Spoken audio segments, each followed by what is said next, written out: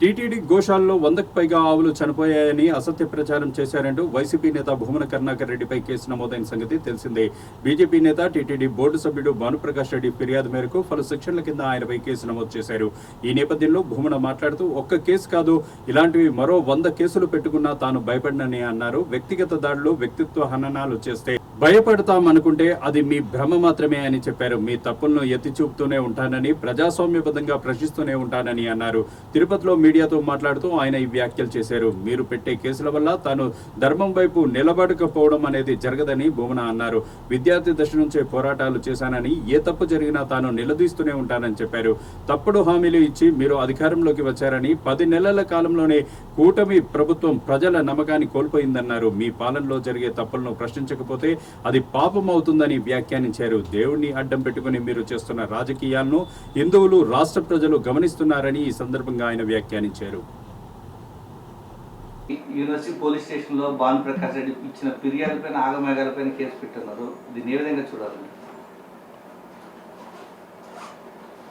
కూటమి ప్రభుత్వం మా మీద ఎంతగా కక్ష కట్టింది, మేము జరుగుతున్నటువంటి దానిని మీద ప్రశ్న వేస్తే దానికి సరైనటువంటి సమాధానం చెప్పకుండా మత సంబంధమైనటువంటి సున్నిత అంశాలలో రెచ్చగొట్టే విధంగా వ్యవహరించినట్టుగా మా మీద తప్పుడు ఫిర్యాదు ఇచ్చి టీటీడీకి సంబంధించిన బోర్డు సభ్యుడు ఒకరు కేసు పెట్టినంత మాత్రాన నేను ధర్మం వైపు నిలబడకుండా పోవటం అన్నది ఎట్టి పరిస్థితుల్లోనూ జరగదు. నేను ఉద్యమాల నుంచి వచ్చినటువంటి వాడిని. న్యాయం ఏ వైపున ఉన్నది ఆ న్యాయం పక్కన నిలబడటానికి నేను ఎంతకైనా కూడా ముందుకు వెళ్తా.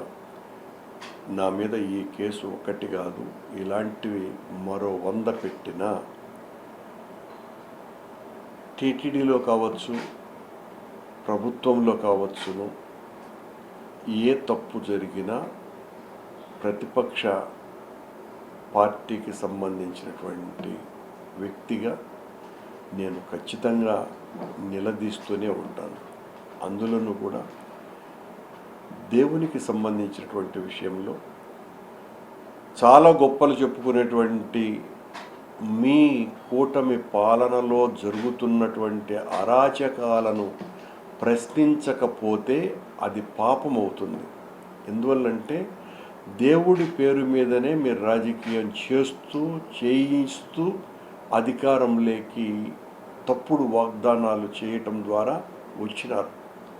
అలాంటి మీరు భగవంతుణ్ణి అడ్డం పెట్టుకొని ఈ ఘోరాలు చేస్తూ ఉంటే, ప్రశ్నించకూడదు అని అనుకుంటే, ప్రశ్నించే గొంతుక అయ్యుండి కూడా ఆ గొంతుకను మూగ చేస్తే అది నేరగ్రస్తమవుతుంది, పాపగ్రస్తమవుతుంది.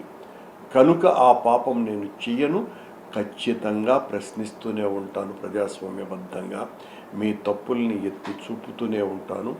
మీ పాలనలో ఈ 10 నెలల కాలంలో పెద్ద ఎత్తున టీటీడీ వ్యవహారాలలో మీ చేష్టల వలన అప్రతిష్ట మూట కట్టుకున్నది అన్నది ఏదో నేను మా పార్టీకి సంబంధించినటువంటి వాళ్ళు చేస్తున్నటువంటి విమర్శ కాదు.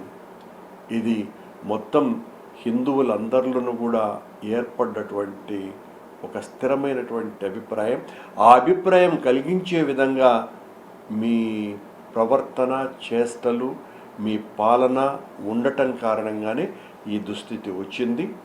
అదేదో నేను చాలా నేరగ్రస్తుడైనట్టు, నేరం చేసినట్టుగా, ఏదో హిందూ మతాన్నంతా కూడా విధ్వంసం చేయటానికే నేను పూనుకున్నట్టుగా మీరు ప్రకటనలు ఇచ్చో, లేకపోతే నా మీద వ్యక్తిగత దాడి చేస్తేనో, నా వ్యక్తిగత హననానికి పాల్పడితేనో, లేదా నన్ను పోలీసుల నిర్బంధములోకి తీసుకుంటేనో, తప్పుడు కేసులు బనాయిస్తేనో భయపడతాను అని అనుకుంటే అది మీ భ్రమ తప్ప మరొకటి కాదని, మీరు మరిన్ని కేసులు పెట్టుకోండి.